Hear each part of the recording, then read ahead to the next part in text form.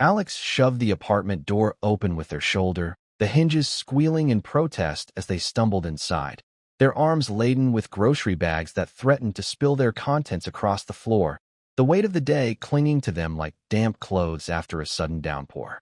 They'd barely slept, their shift at the warehouse stretching into the early hours, and all they could think about was kicking off their boots and devouring the cold pizza they'd stashed in the fridge the night before, a small reward for surviving another grueling week. But the scene that greeted them stopped them dead in their tracks, the bags slipping from their grip to thud against the linoleum with a sound that echoed in the cramped space. Jamie, their oldest friend, was hunched over the kitchen counter, tearing into a carton of Alex's leftovers with a ferocity that bordered on feral, his fingers slick with sauce as he shoveled lasagna into his mouth, the refrigerator door hanging wide open behind him, spilling cold air into the room. "Jamie, what the hell are you doing?" Alex demanded, their voice cracking with exhaustion and a flicker of disbelief, the sight of their friend raiding their food after crashing on their couch for weeks igniting a spark of irritation they'd been trying to smother for too long. Jamie didn't flinch at the interruption, just kept eating, his jaw working mechanically as he scooped up another handful of noodles, the mess of marinara staining his chin like some grotesque war paint, his eyes flicking up to meet Alex's with a glint of defiance that made their stomach twist uncomfortably. "What's it look like, Alex?" "I'm eating. You've got plenty in here, don't you?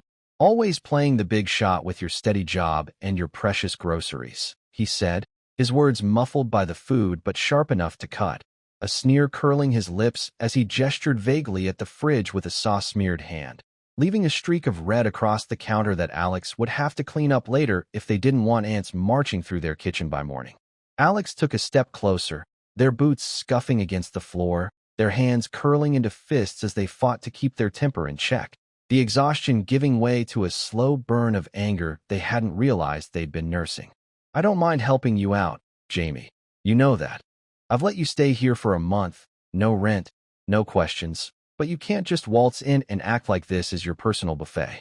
I work my ass off for this stuff, and you're sitting here like it's nothing," they said, their voice rising despite their effort to stay calm, the words spilling out in a rush as the grocery bags sat forgotten at their feet, oranges rolling free to bump against the cabinets. Jamie finally straightened up, wiping his hands on his already stained jeans with a deliberate slowness that felt like a challenge, his broad frame filling the tiny kitchen as he turned to face Alex fully, his expression hardening into something cold and unfamiliar, a stark contrast to the easygoing grin Alex had always associated with him since they were kids sneaking cigarettes behind the school gym. "You think you're better than me because you've got a paycheck and a fridge full of food? That's what this is about, right?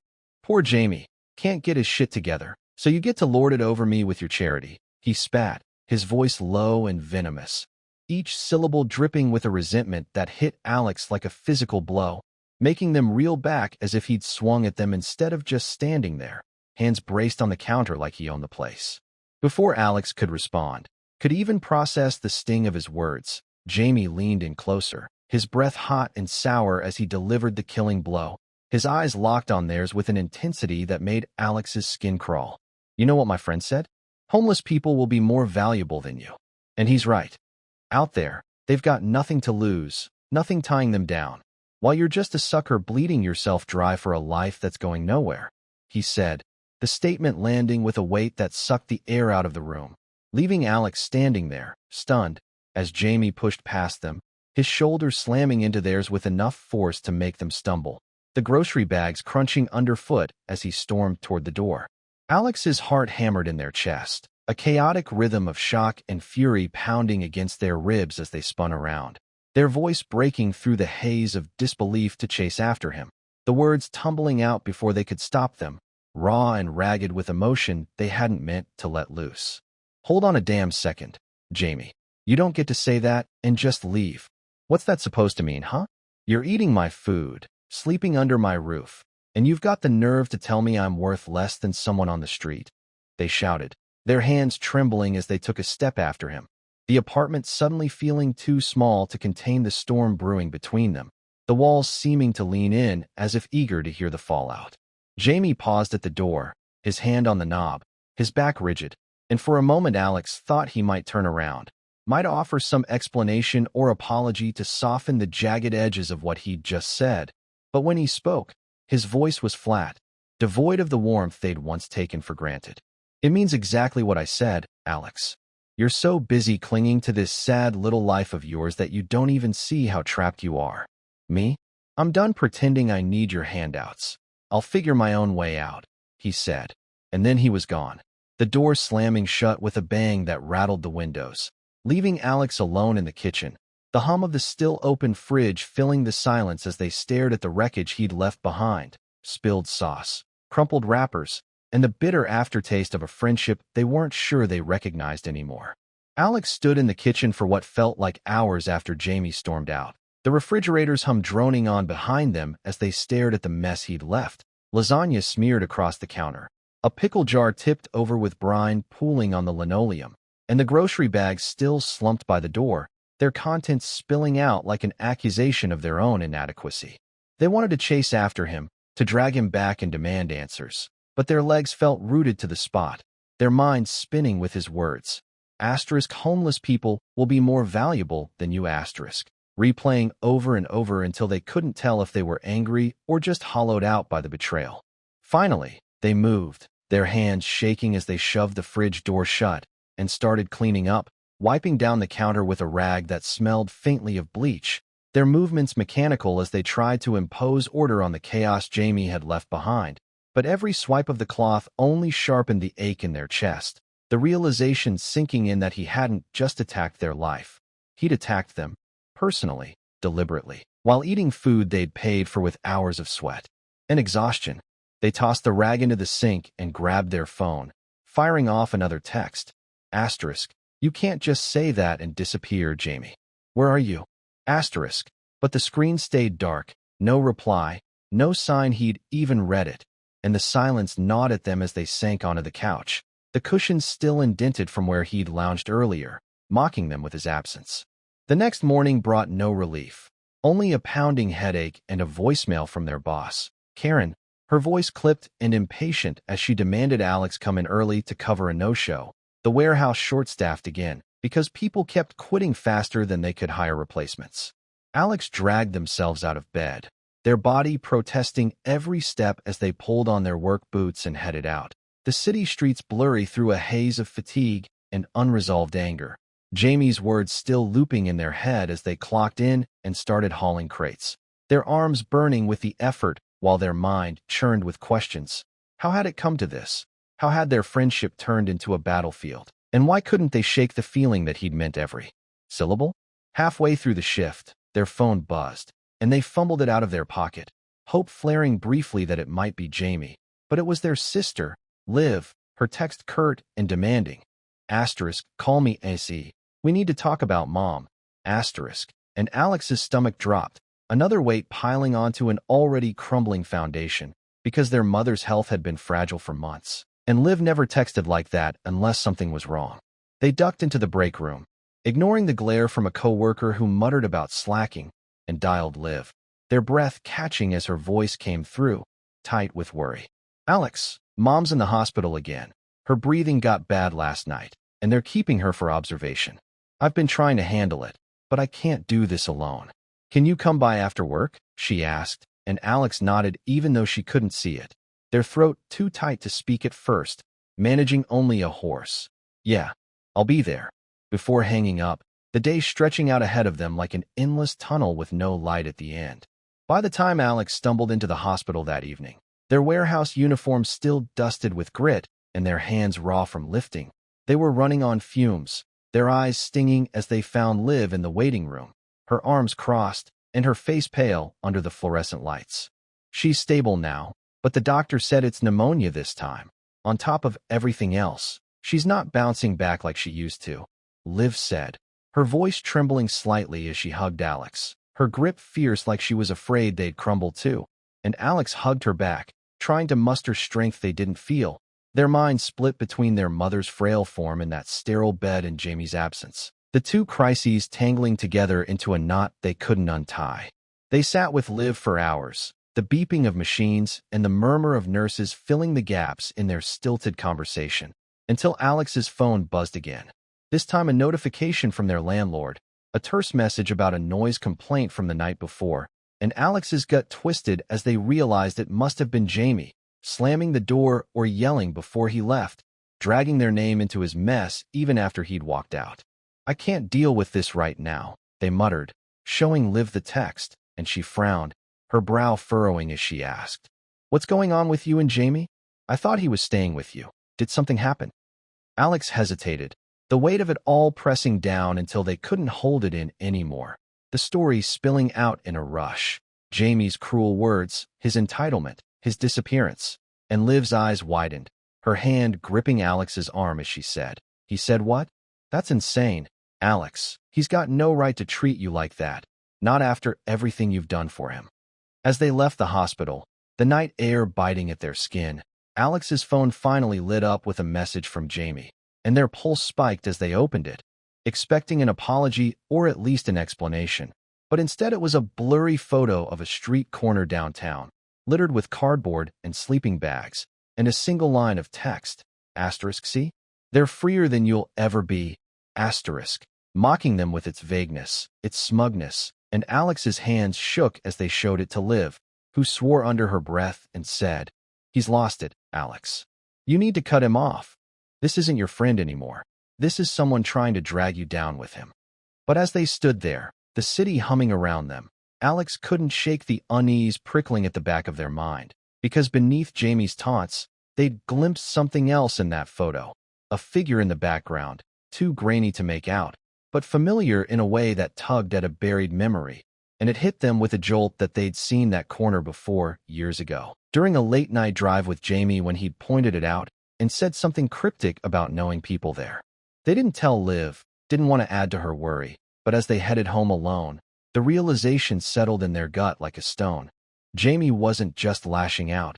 He was hiding something, and whatever it was tied to that street, those people, and the life he seemed to envy more than Alex's own.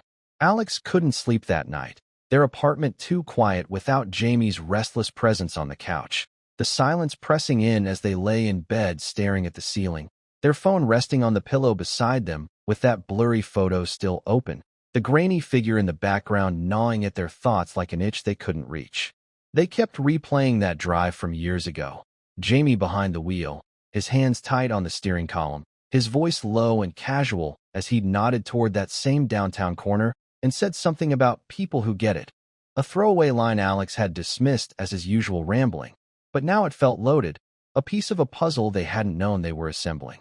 By the time the sun crept through the blinds, they'd made up their mind. They needed answers, not just about Jamie's words, but about whatever he was hiding, and the only way to find them was to go to that street themselves, to see what he'd meant by freer, and who that figure might be.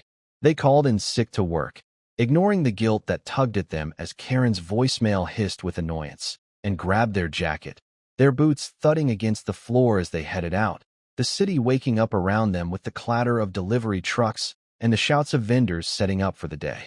The corner from the photo wasn't hard to find, tucked between a pawn shop with grimy windows and a laundromat spitting steam into the air, the pavement littered with cardboard and torn blankets, a handful of people milling about with shopping carts piled high with belongings, their faces etched with exhaustion and defiance in equal measure. Alex hovered at the edge of the scene, their hands shoved deep in their pockets, their breath catching as they scanned the crowd for anything familiar, the weight of Jamie's taunt. Homeless people will be more valuable than you hanging over them as they tried to understand what he'd seen here that they couldn't. A woman approached them, her hair tangled and her coat fraying at the sleeves, her eyes sharp despite the dirt smudged across her cheek, and she held out a gloved hand as she said, "Got any cash? Or are you just here to gawk like the rest of them?" Alex fumbled for their wallet, pulling out a crumpled $5 and handing it over, their voice unsteady as they replied, "I'm not gawking. I'm looking for someone. Maybe you've seen him. Tall, broad shoulders, dark hair, goes by Jamie." The woman pocketed the bill, her gaze narrowing as she studied Alex, and after a long pause, she nodded toward a cluster of tents across the street, her tone softening slightly as she said, "Might be the guy who showed up last night, crashing with Marta's crew. Keeps to himself, but he's got a mouth on him. Pissed off half the block already." Alex crossed the street, their pulse quickening as they approached the tents, the air thick with the smell of smoke and unwashed clothes, their eyes darting over the figures huddled around a makeshift fire pit until they spotted him. Jamie, slouched against a stack of milk crates, his jacket slung over his shoulders and a cigarette dangling from his lips, arguing with a wiry older woman who gestured wildly as she spoke. "Jamie," Alex called out, their voice cutting through the chatter, and he froze, his head snapping up, his expression shifting from surprise to something harder as he stubbed out the cigarette and stood, brushing ash off his jeans as he muttered, "What the hell are you doing here, Alex?" "Following me now." They stepped closer, ignoring the curious stares from the others, their hands trembling as they held up their phone with the photo still on the screen, their words tumbling out in a rush of frustration and desperation. "You sent me this, Jamie. You wanted me to see something, so here I am. What's this about? Who are these people to you? And why do you keep acting like I'm the enemy?" He snorted, kicking at a loose pebble, but before he could answer, the older woman, Marta, Alex assumed, cut in, her voice rough as she said, "He's been flapping his gums about you all night, kid. Says you're too blind to see what's coming, whatever that means." Sounded like he's got a grudge a mile wide.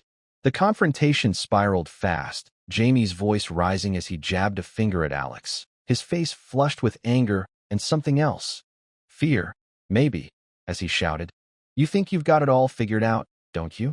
Living your safe little life while the world's about to turn upside down. These people, they're ready. They don't need your pity or your handouts."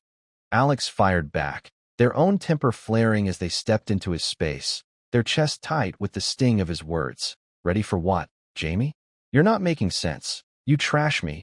You trash everything I've done for you. And now you're hiding out here like it's some big revelation? Tell me what's going on." Marta wedged herself between them, her hands raised as she snapped. "Enough. Both of you.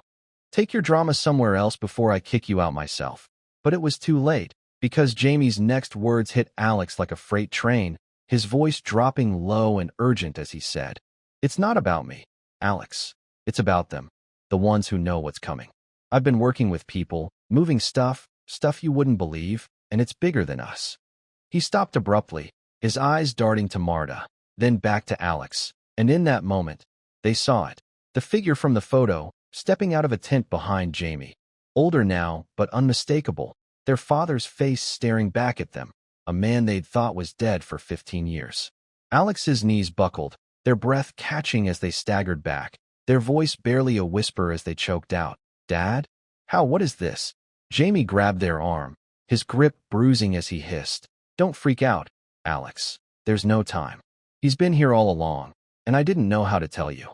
Their father approached, his gray hair wild and his clothes patched together, his eyes hollow as he said, "I never wanted you to see me like this, Alex, but Jamie's right.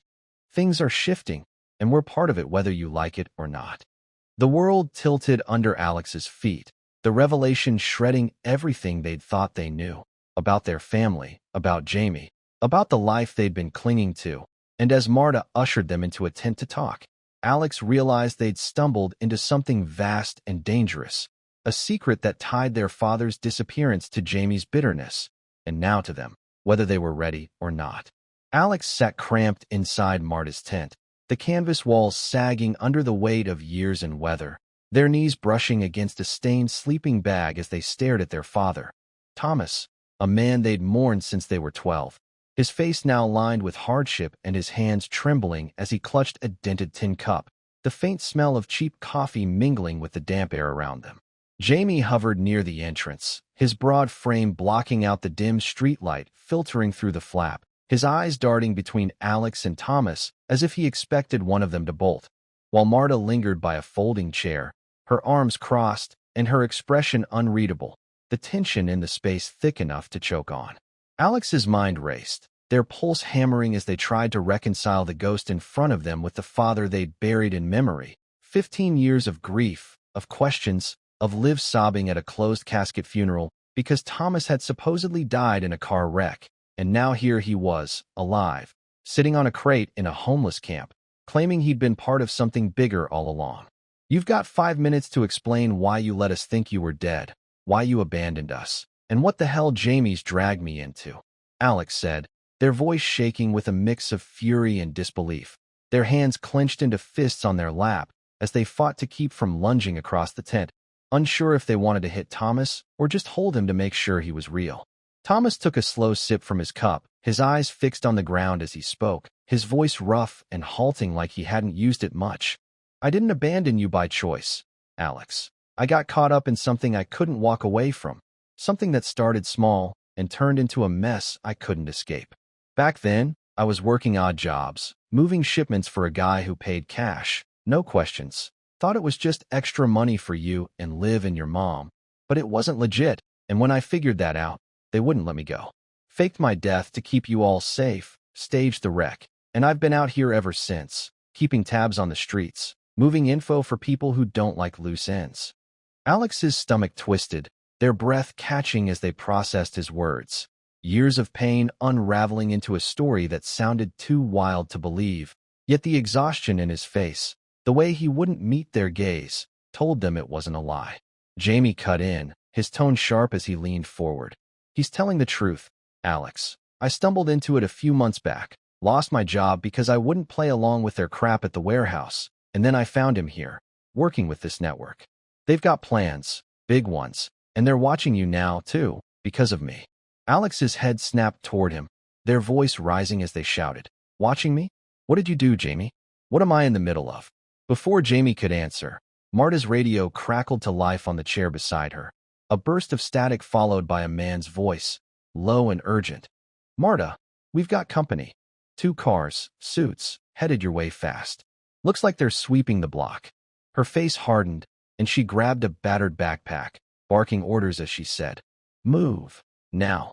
They're on to us, and if they catch you here, it's over for all of us." Thomas was on his feet in an instant, shoving his cup aside and gripping Alex's arm, his fingers digging in as he said, "We've got to run, Alex. They don't mess around, and they'll take you just to get to me." Panic surged through Alex, their legs moving before their mind caught up, following Thomas and Jamie as Marta shoved them out the back of the tent, the night air hitting them like a slap as they stumbled into an alley, the sound of engines rumbling closer, headlights cutting through the dark as shouts echoed from the street. They ran, their boots pounding against the pavement, weaving through piles of trash and rusted bikes, Thomas leading the way with a speed that belied his age, Jamie panting behind them as he muttered, "I didn't mean for this, Alex. I thought I could keep you out of it." But Alex didn't have the breath to respond, their chest burning as they dodged a dumpster and ducked into a narrow gap between buildings, the roar of pursuit growing louder. The chase ended abruptly when Thomas yanked them into an abandoned storefront, the windows boarded up and the door hanging off its hinges, the 3 of them crouching behind a counter as flashlight beams sliced through the gaps, voices barking commands outside. Too close, too many, and Alex's heart sank as they realized they were trapped, the weight of it all crashing down until they could barely breathe. "We're done," they whispered, their voice breaking as they looked at Thomas, then Jamie. The betrayal and fear tangling together into something unbearable. "You dragged me into this, both of you, and now I lose everything. My job, my home, my family, because of your secrets." Thomas squeezed their shoulder, his eyes fierce as he said, "Not yet, Alex. You're stronger than you know, and I've got one last play to get us out." He pulled a burner phone from his coat, his fingers flying over the keys as he sent a message, and moments later, the chaos outside shifted. Tires screeched, a horn blared, and the lights swung away, the sounds of pursuit fading as if someone had called them off. Jamie slumped against the wall, his face pale as he said, "What did you do?" And Thomas's jaw tightened, his voice low as he replied, "Bought us time. Called in a favor, but it won't last. They'll be back, and they'll hit harder next time." Alex stood, their legs shaky but their resolve hardening, the adrenaline giving way to a clarity they hadn't felt in days. They couldn't run forever, couldn't let these shadows dictate their life. And as they faced Thomas and Jamie in the dimness of that crumbling hideout, they made a choice, their voice steady despite the tremor in their hands as they said, "No more running. I'm done being a pawn in your mess. Tell me everything, right now, or I walk out and deal with this my way, even if it means losing you both." Thomas nodded, his expression grim but proud, and as he began to talk about the network, the shipments, the people pulling strings. Alex braced themselves for the fight ahead, knowing they'd crossed a line they couldn't uncross, their strength the only thing left to carry them through. Alex crouched in the shadows of the abandoned storefront, the air thick with dust and the faint tang of mildew. Their back pressed against the counter as Thomas's voice filled the space, low and steady, unraveling the tangled web of his 15-year disappearance and the network that had swallowed him whole. Jamie sitting cross-legged beside him, his face drawn and silent for once as he listened, his hands fidgeting with the frayed hem of his jacket. Thomas explained it all. The shipments he'd moved back then weren't just stolen goods but data. Encrypted drives passed between faceless operatives in a sprawling operation that tracked people, controlled resources, and thrived on keeping the streets chaotic, a system he'd tried to escape only to find himself too deep, faking his death when they threatened to come after his family. And now, years later, it had grown into something unstoppable, with Jamie stumbling into its edges at the warehouse and dragging Alex into its sights. They've got eyes everywhere. Cops, landlords, even your boss might be feeding them scraps, and they don't let go once they've marked you. Thomas said, his eyes locked on Alex's, his voice carrying a weight that made their skin prickle. I stayed out here, with Marta's crew, because it's the only place they can't fully reach, but you showing up changed that. They know you're my kid now, and they'll use you to flush me out. Alex's chest tightened, their mind racing as they processed the scale of it, the realization that their life, the warehouse job, the apartment, the groceries Jamie had mocked, wasn't just mundane but a target, a thread in a net they hadn't seen closing around them. The silence that followed was broken by Jamie, his voice rough as he shifted on the floor, his gaze flicking up to Alex with a mix of guilt and defiance. I didn't want this for you, Alex. I thought I could handle it, keep them off your back, but when I lost the job, I panicked, started running my mouth to Marta's people, and it spiraled. That night in your kitchen, I was mad, at myself, at them, at everything, and I took it out on you. I'm sorry, but it doesn't fix this. Alex stared at him, their hands balling into fists as they fought the urge to scream, the apology landing like a hollow echo after weeks of resentment. And they stood, pacing the cramped space as they said, sorry doesn't cut it. Jamie, you didn't just hurt me. You pulled me into a war I didn't sign up for, and now my mom's in the hospital, Liv's freaking out, and I've got nowhere safe to go because of you and him. Thomas reached for their arm, his grip firm but shaky as he said, You've got us, Alex. We can fight this together, get you out, but you've got to trust me one more time. Alex pulled away, their voice cracking as they shot back. Trust you? You let me think you were dead for half my life, and now you expect me to follow you into this mess. I don't even know who you are anymore. The argument was cut short by a distant rumble. Engines again, closer this time. The faint crunch of gravel under tires sending a jolt through all three of them, and Thomas swore under his breath, scrambling to his feet as he said, They're back. My favor bought us hours, not days. We've got to move now. Jamie grabbed Alex's sleeve, his eyes wide as he pleaded, Come with us, Alex. Please, I know I screwed up, but we can figure this out, keep you safe. But Alex shook him off, their decision crystallizing in the chaos, their voice steady as they said, No, I'm not running with you, not hiding in tents and alleys while they tear my life apart. I'm going back, facing this head on, and if that means turning myself in or cutting a deal, I'll do it my way. Thomas's face fell, his hands dropping to his sides as he said, You'll get yourself killed, or worse, they'll use you to break us all. But Alex was already moving, shoving past them toward the door, their boots scuffing the floor as they stepped into the night, the headlights still a block away, but closing fast, their heart pounding with a mix of fear and resolve they hadn't known they could feel. They didn't look back as they walked, the city sprawling around them in a blur of neon and concrete, their phone buzzing in their pocket with a text from Liv. Asterisk, Mom's awake. Asking for you, asterisk. And Alex clung to that, the one tether they had left, deciding then and there to head to the hospital first, to see their mother and warn Liv before confronting whatever came next. When they reached the ward, Liv was waiting, her eyes red-rimmed but relieved, and she hugged Alex tight as she said, She's okay for now. Where have you been? You look like hell. Alex hesitated, then told her everything. Thomas alive, Jamie's betrayal, the network hunting them. Watching her face shift from shock to anger to determination, her hand gripping theirs as she said, "We'll handle this together. You're not alone, Alex, not anymore."